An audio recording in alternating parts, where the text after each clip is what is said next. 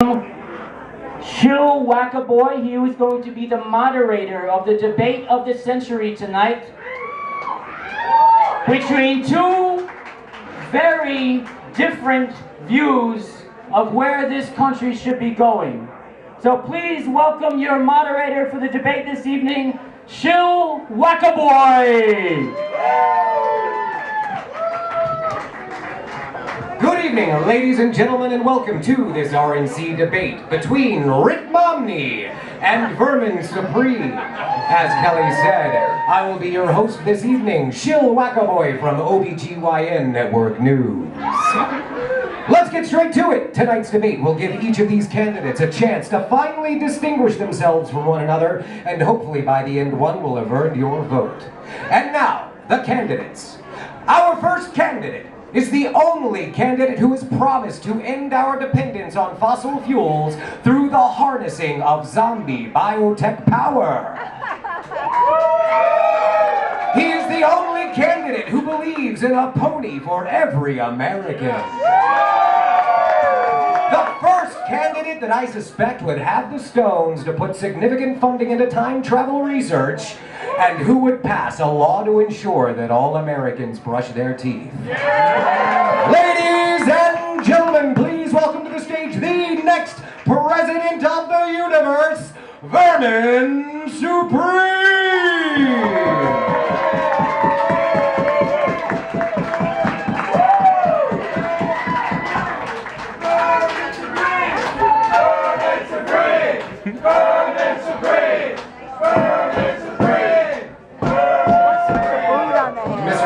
You have your mic right there. Our next candidate needs no introduction. He was just telling me backstage how happy he is to be in Florida, a place where he finally doesn't have to hide his love for flip-flops. He's unfairly drawn criticism for recognizing the dogs belong strapped to our roofs instead of stinking up our airspace. He is the only candidate brave enough to make sure that white men, corporations, and undifferentiated masses of cells are all afforded the same rights that women, homosexuals, ethnic and religious minorities, and the poor should never be allowed to come near. Ladies and gentlemen, please give it up for the king of the 1%, Rick Momney!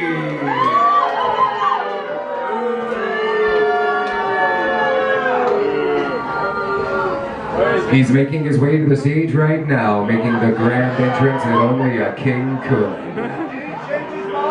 Give it up one more time for Rick Momney.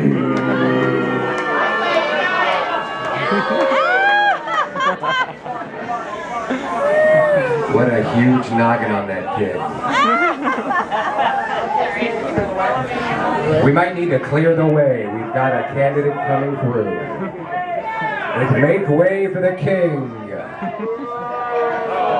Rick Momney, you're going down! Going down!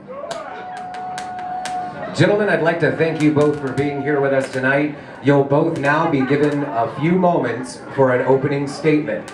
Mr. Supreme, do you have an opening statement? Yes, I do. Greetings, citizens. My name is Vermin Supreme. I am a friendly fascist, a tyrant that you can trust, and you should let me run your life, because I know what is best for you. As you know, all politicians are vermin, and I am the Vermin Supreme, and that is why I am the most qualified candidate in this race at this time. Yes! Thank you, Mr. Supreme. Mr. Momney, do you have an opening statement? Well, I sure do, Shill. And I just want to say I was a little skeptical when I was told that the Network for Irritable Women, PMSNBC, was hosting a debate, but here I am anyway. And speaking of which, you know, behind every great man, there's an even greater woman, and mine's here tonight, my right hand, Anne. Say a few words, Anne. Well, I'm feeling really wonderful this evening because I am, made out of money, as I think you all might have noticed, and I feel like I want to give this opportunity to everybody. So I just want to remind you to continue working very hard because, as you know, you can all pull yourselves up by your bootstraps and be made out of money. Thank you, darling. All right, now we're going to jump directly into the questions. Each candidate will be given a chance to respond, and each candidate may choose to pass on any question if that is their choice. Question number 1, which we will begin with Mr. Vermin. Mr. Vermin, can you describe a piece of legislation you would introduce as president which you think would be good for the country if it could be legally enacted, but which is presently unconstitutional? Gingivitis has been eroding the gum line of this great nation for long enough and must be stopped. For too long, this nation has been suffering a great moral and oral decay in spirit and in incisors. A country's future depends on its ability to bite back. Our very salivation is at stake. Together, we must bite the bullet, brace ourselves as we cross over to the bridgework of the 23rd century to become a sea of smiling, shining faces, from sea to smiling, shiny sea. Yes, friends, I am talking about a mandatory toothbrushing amendment to the U.S. Constitution. Friends, do not be fooled. Do not listen to false teeth prophets. This law is not about the secret dental commandos knocking down your door at 3 a.m. to make sure you've brushed. It is not about the dental chip implants to keep track of you and your children for your protection. It is not about the dental re-education centers. It is not even about the race of DNA gene-spliced created monkeys to act as tooth fairy enforcers. No, friends, what this mandatory toothbrushing law is really about is strong teeth for a strong America! Thank you, Mr. Supreme. Mr. Momney, would you like a chance to answer that question?